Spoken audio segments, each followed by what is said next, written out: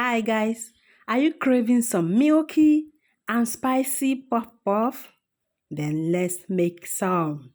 After making this puff puff, it couldn't even last for a minute and everything was gone. I bet you will love this recipe. So guys, let's get started.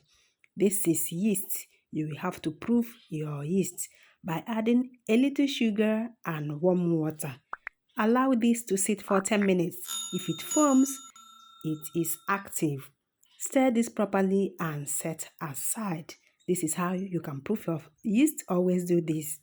Next is the nutmeg I used. I prefer going for this. I will grate it myself.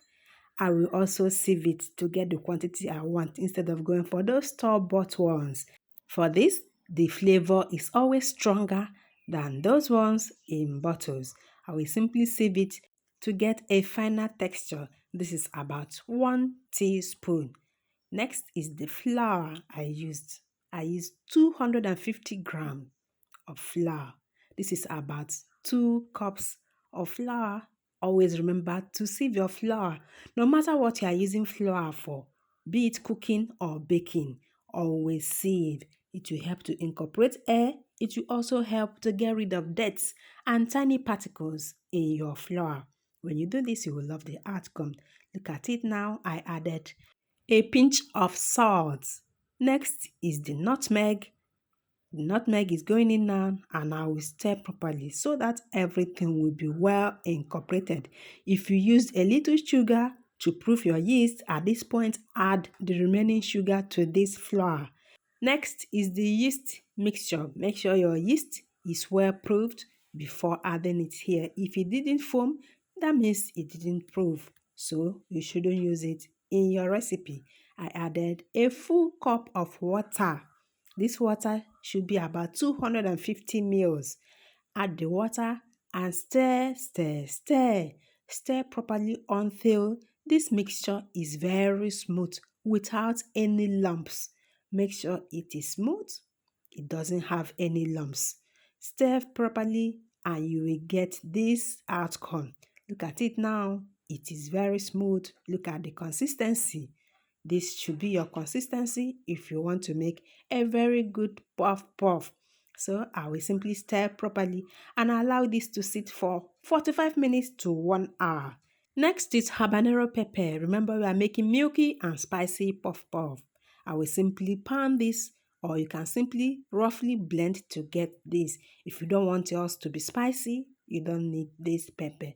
45 minutes to 1 hour later, this is the outcome. The yeast reacted. I will simply stir this and set to fry. If yours didn't increase in volume, that means the yeast you used didn't rise. I simply added oil into my frying pan and I fried some onion first. I love to do this. It will give my oil a very good flavor.